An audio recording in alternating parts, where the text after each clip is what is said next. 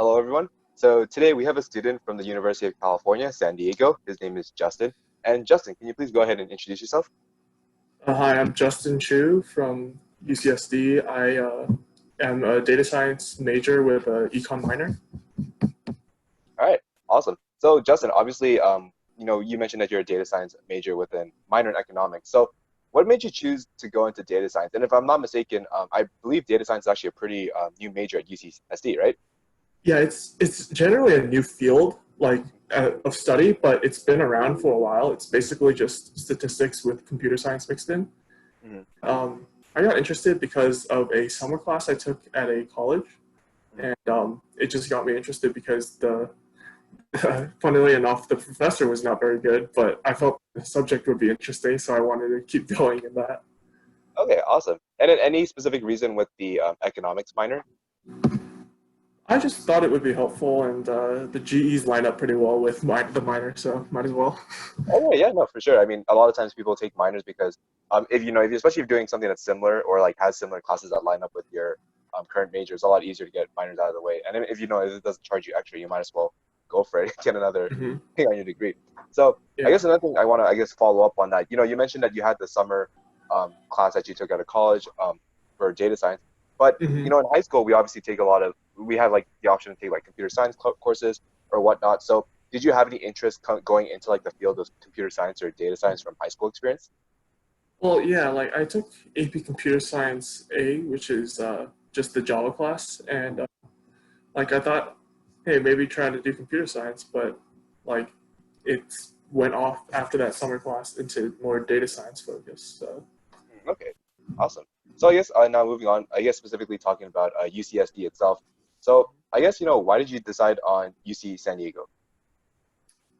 Well, it was it's being an in-state student, it's more affordable to go to a UC, and Mhm. like, the data science there is very strong, and like the Halegiolu Data Science Institute, which is the data science institute down in San Diego, Mhm.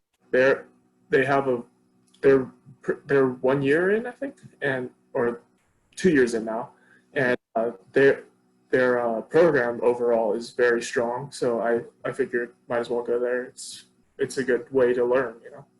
Yes, for sure. And so you would say like the academic like power of that school as well as like the tuition costs were like probably the biggest factors Yeah, determining. for sure.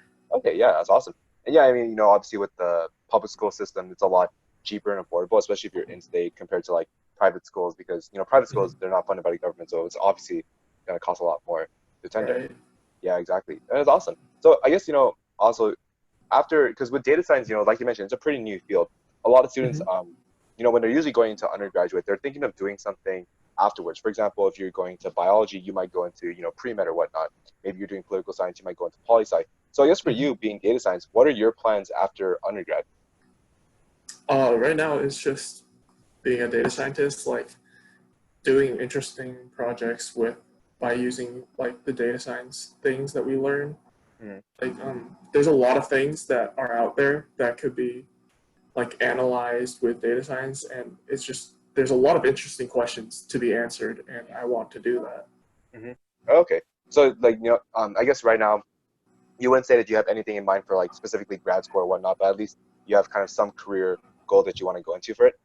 Yeah, pretty much. Oh, Like, okay, awesome. there's not that much in terms of grad school for data science right now, like Mhm. compared to like other things like pre-med, like a ton of places have that. Like with data science, since it's relatively new, like there's a lot less options in terms of grad school, but it's still there still are a lot of options. It's just not Mhm. as much as undergrad, let's say. Okay, awesome. Yeah, sounds good. And I guess before we transition to something else, I guess just to quickly wrap up on the introduction of UC San Diego. So you know how like with the UC system, especially prevalent in California, there's a lot of like stereotypes associated with each Mhm. school, and then obviously we try to ask a couple students to kind of break down those stereotypes. So I guess Right. first and foremost, is UC San Diego really UC socially dead? Well, the UC stands for under construction, and but overall, like it depends on what you do. Like if you put yourself out there, you go to or student orgs, go to club meetings and all that, you'll meet a lot of people. You meet people in class. Like you can, it doesn't have to be socially dead. Mm-hmm. Like for me, like I had a great suite. We just bonded right away. Mm-hmm. Like there were 10 of us, and we did a lot of stuff together, and it was Oh not wow. really dead at all. Mm-hmm. Okay.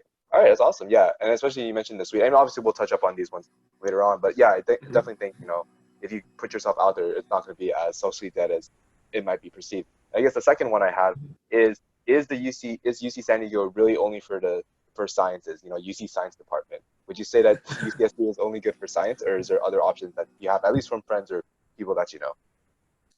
Well, this is not for me. It's kind of biased because I'm in Warren, which is super STEM focused. So Mm-hmm. my entire suite is just people in STEM. I'm the only person not in the engineering department in my suite.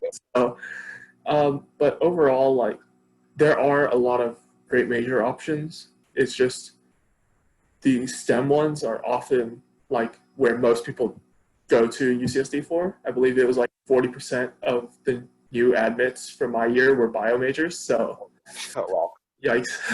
Yeah, that's The huge. bio. Yeah. Wow. Okay. Yeah. Awesome. Yeah, no, I definitely, I guess just clearing those two up because, obviously every single school has its own stereotype. I think the reason why we Right. say that part with San Diego is because, San Diego doesn't have a football team. So Right. usually kids go to San Diego, and for some aspects, they're okay with not having that, like, football Mhm. game, tailgate environment. And on the other Right. hand, with the science department, I mean, in general, the UC system's been known to be pretty strong in their STEM departments. And then usually Mhm. when you think of humanities, people think more towards LA and Berkeley. But a lot of Right. students, maybe as San Diego is a fit for them, but they want to go into something that's not STEM related. So at least, showing that, there is a lot of options still available, even if you're not interested in STEM per se. Yeah, for sure. Like in UCSD, there's the La Jolla Playhouse. So like the theater department there is actually quite strong. I know some people who like they're upper um, upperclassmen. That's it. And they they are doing like a STEM major, but with a theater minor because Oh, they wow. like a La Jolla Playhouse Yeah. play for free, and they're like, "Oh, I want to do this." Yeah, no, I mean, that's cool. Actually, it's really interesting. I never expected San Diego to have a kind of theater department or something that's actually strong in that section. So actually, Yeah. that's actually pretty cool. Yeah, awesome. So I guess let's take a pause on our current college situation right now, and let's take it a year back, about a year and a half back to when we were seniors in high school. Um, Yeah. fun times there. So I guess first and foremost, how would you summarize your college application process? uh, I just filled out the application and then wrote the essays and then rewrote the essays and then rewrote them again and then edited them and then rewrote and then edited and then eventually just submit them. Okay, so it sounds like, at least from your interpretation of it, it's just a lot of writing in terms of the essay. Yeah, I think that's the hardest part. Yeah, hardest part. Okay, that's interesting. Yeah, Yeah. I mean, obviously, every student has different opinions, but yeah, it's nice Mhm. to see that, at least for you, specifically the essays. So I guess I'm going more in depth with some aspects of college application. I guess let's go over a couple of points. So, obviously, both of us have been pretty close in high school. I mean, since middle school, I think we were pretty close friends. Yeah. So, obviously, I knew each other a lot, and we had a lot. But I mean, at least from you, at least in your own words, obviously, share this out to the students that are listening to this. I guess first and foremost, what was your best way of finding information or like resources for the college application process? So, like, was it through the school? Was it through family? Was it through like friends, upperclassmen? So, what was your way of getting information about the entire process? Um, it was mostly just like looking it up online and then what the counselors told us. Like, I remember there was this big meeting, I think junior year, it was like how to fill out the UC application. And then Oh yeah, days later, how to fill out the Common App. And it's just like, you, you yeah. go to those and then you find out more information about like the specifics about the application. Okay, that's good. Yeah, I mean, I think with both of us coming from the same school, I mean, we were pretty fortunate that we had a lot of resources available to us, and Mhm. obviously, there are some people who are probably watching this who aren't as lucky as us to have, like, those resources or those like kind of mini workshop classes where we just Mhm. sit down there just trying to figure out everything. Like they went through Yeah. everything, and I was like, I'm only a junior. Let me finish this year. Yeah. But I guess, because you mentioned, because I like how you mentioned, you had to use the internet too. And I feel like that's what Right. a lot of kids who don't have these resources have to use. So specifically, when you were using the internet, what specifically were you looking for? What did you search up specifically in order to help guide you? Um, it was mostly about the essay prompts actually. Mm, Like you just look into them and then I believe there are places that have like sample essays of like successful students and like you can look into it and then like see why those essays were successful and then you try to use like a similar strategy. So if, like it's saying like, oh, what's your biggest accomplishment or something like that, and then like don't be afraid to like I remember reading is like don't be afraid to like brag about yourself, because like after all you're writing to get yourself into a college. You're not trying to like help other people, I guess. Like you're trying to like prop yourself up on a podium to say like yeah. I am awesome.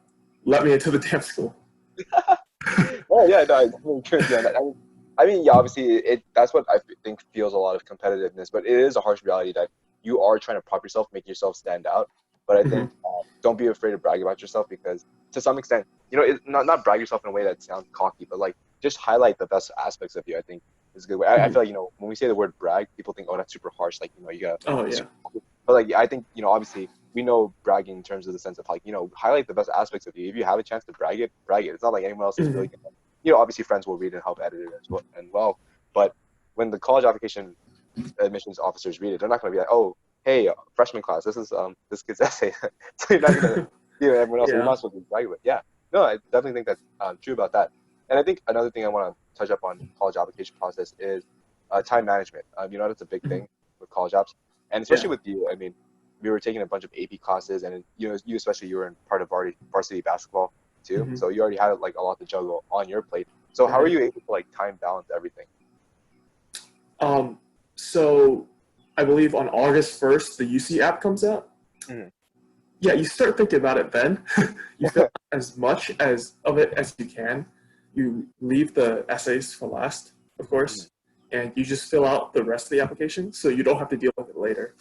And like for me, like to juggle the essay writing and the rest of school, like it was quite tough. And like I I have to say like a lot of weekends, like it was just basketball, homework, and essays, and there was just nothing else until the essays were done and basketball season was over. Then it's just like, now what?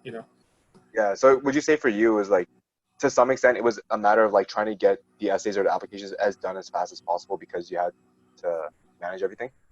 Yeah, for sure. Because for me, like basketball is a winter sport, so it starts in November, December, which is around the deadline. Yeah. So I had to try to in September, October, just knock those out to be able to like submit them. Like I submit the UC app 2 weeks before the deadline, and Hmm.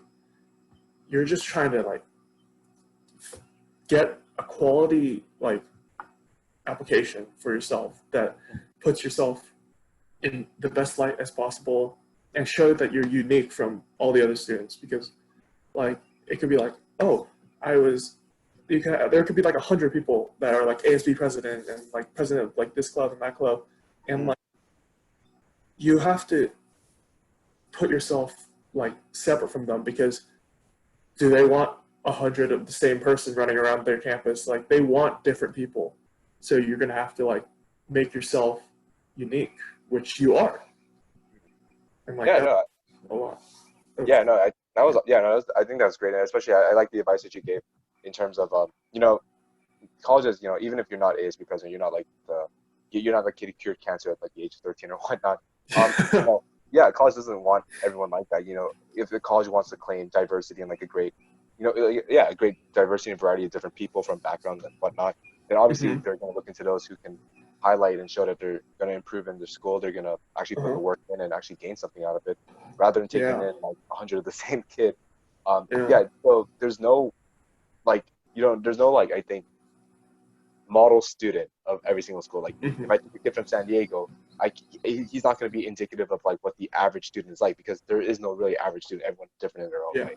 So Hmm. yeah, no, I think that was really great advice. And I guess to wrap up the college application aspect of it, if you could have changed anything, I mean, if you even wanted to, about the entire system, or like if you could have go back and redo it all over again, what would you have changed?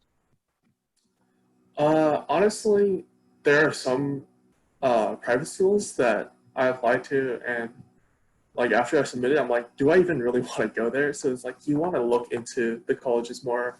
Um, I believe sophomore and junior year, like you want to like start thinking about like what college do I want to go into? Will it help me like learn more about this? Um, for example, like you, I applied for like 5 schools on the Common App, and then at the end, like two, after I applied, I thought about 2 of them. I'm like, wait, why? Why did I apply there? you know? Yeah, no, I agree with you. And it's expensive too. You could save so much money on like Mhm. sending test scores, filling in the application, and time and Yeah, money and on goals. I think for me it was like that too. I applied to some schools and I was like, why? Like I'm not gonna go here if I got yeah, accepted. So I think it's something that a lot of kids overthink. They just apply for the sake of applying. But yeah, if you're exactly. gonna apply to school, you gotta really figure out like, hey, realistically, would I even consider going here if this was the only school I had? Hmm. So yeah, no, I think that's great. So I guess let's move from the college application back into your college lifestyle. And one Hmm. thing you mentioned obviously was your suite, and actually it's pretty big. It's like you said, 10 people, right? Yeah. Yeah. So what was your kind of like your dorm life at UCSD, especially with so many people? Like, what did you do with them? Like, how was living and whatnot? Yours, and I believe you lived in a single too, correct? Yeah. Yeah, Um, so if you want to just explain your whole, I guess, story with that one. yeah. So I had a single room because I'm kind of a big guy. I'm gonna take up a lot of room. Don't want to deal with like having roommates and then oh sorry I accidentally bumped my head on the roof. Oh, hit your head. Hit my head on your bunk. My bad. You Yeah, know. you're too tall. You're too tall. yeah. So it's like so I had a single and then with UCSD dorms, at least in Warren, it varies from college to college. Or with UCSD, there's colleges within colleges, so within the university, so it's kind of wonky. But in Warren, like we had 4 singles and 2 triples to make a suite, and like we just hung out together a lot in the early days, and we got close that way. And Mhm. like we've been like there's times when like 7 of us would go to the gym together and it Mhm. would just like mess around in the gym and like work out a little bit and like we we often ate meals together like as 10 as well and like we did a lot together to like defy the socially dead part and like Mhm. I think I just lucked out with my suite because I talk to other people and they're just like, yeah, the people in my suite don't even know my name. They don't talk to me. I don't even say hi to them. Like, oh, that's unfortunate.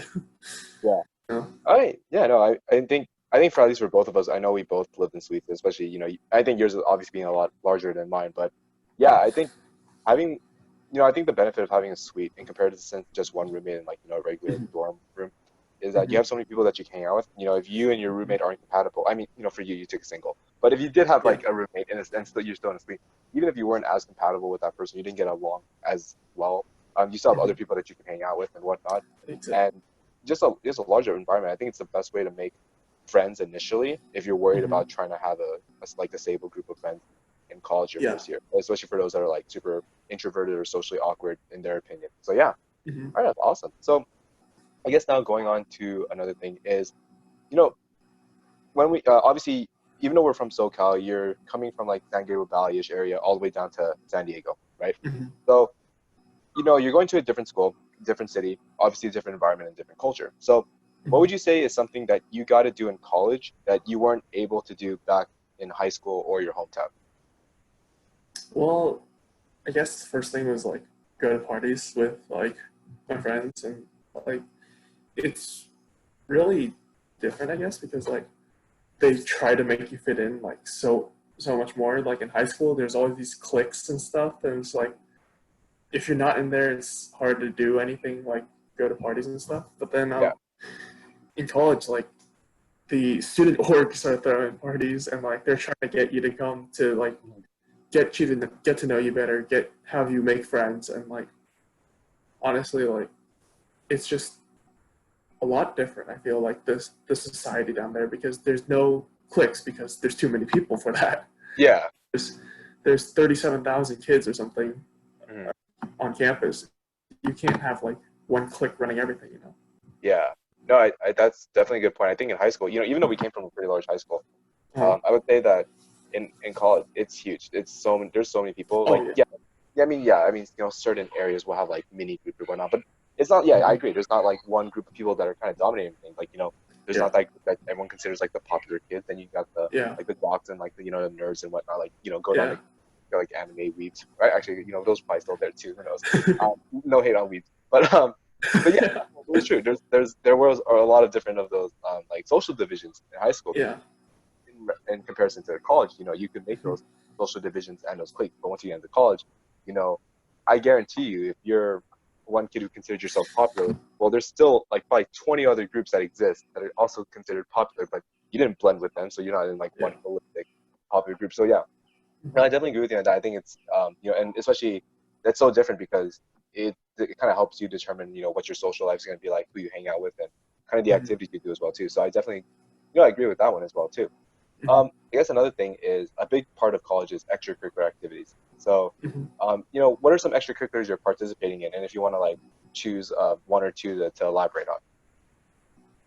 Well, there's like I was participating in data science student society, which is just like with majors and minors, Mhm. the same major, and like you get to like learn a little more about like what the real world applications are of what you're learning, and Mhm. they they like you get to like meet people in your major, and yeah, it's just pretty much that actually. Uh-huh. And then, Okay. but then like with student orgs, like some there's also like some that are like along ethnic lines. Like I joined one called Chinese American Student Association, which like it's a lot of people like, or it's not even like ethnic actually. Now that I think of it, because like anyone can join, and like you just learn about like Chinese culture and stuff, and then you just make friends and go to their parties and stuff. You know. Yeah, no, I agree. And there's a lot of those social groups that are based on culture. And yeah, there are obviously, Yeah. you have CASA, which is with a C, which is the Chinese one, and you have CASA with a K, which is the Korean one. Yeah. Um, and it's open admission to everyone as long as you're willing to learn about the culture, hang out, and Yeah. kind of like vibe with the people. Then that's Hmm. all they really care about, social groups. And I agree. I actually think that if you're having a hard time making friends and you want to Hmm. find some place close to home, that's a great way to do it because there's a lot of people with the same similar culture who grew up probably Yeah. somewhat similar to you, so it's easier to hang out with them and whatnot. Hmm. And like you mentioned, yeah, they always throw parties or socials like kickbacks or Yeah. whatnot. So it's almost impossible to not have a social life being in one of those programs because there's just so Yeah. many things to do and so many people to meet.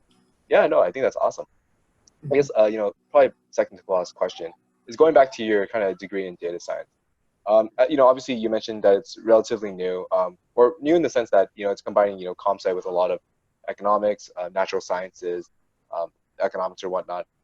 But I guess for you, do you ever worry about finding a job in the future or what the job market holds for you? Well, given the circumstances right now, yeah, it's kind of like Hmm. worrying because like it's just right now everything's like at a standstill, and like Hmm. they're trying to open back up, but like still it's kind of tough. Hmm. But like I feel like with data science, it's a lot easier compared to other ones because it's so new. Like there's not as many people Hmm. who know what it is, but like I noticed in college, like there's so many people trying to transfer into the major because oh, there's jobs, you know, and it's like do what you want to do, not like Hmm. what has jobs, you know, like Yeah. college is like finding out what you want to do, not oh, I want money, so I'm gonna do this. It's like what? So you're gonna be unhappy? Yeah, no, I think it's definitely a good approach to this question actually, because I think a lot of students they think about, oh, I got to major in something that's going to make money or something that's going to be Yeah. stable, and especially Hmm. being an Asian American, there's obviously those pressures that like, oh, you got to be a doctor, lawyer, engineer, Yeah. something highly regarded of good Uh-huh. name and good money and stability. But I Hmm. think I asked this question because there are some majors that realistically, even though you're super passionate and you really do enjoy it, sometimes it will be hard to get a job. So I gotta Hmm. ask this question to people that have either like, like I said, uniquely major like yours being data science, pretty Hmm. relatively new, or for those majors that have been like commonly associated with like, oh, it's not gonna be good because you're not gonna get a job out of it. I'm not gonna call any out, but like there are majors like that. Yeah. It's not something we can be oblivious to. We know that there are majors that people have told us isn't worth going into because you won't make Hmm. money or you won't get a job.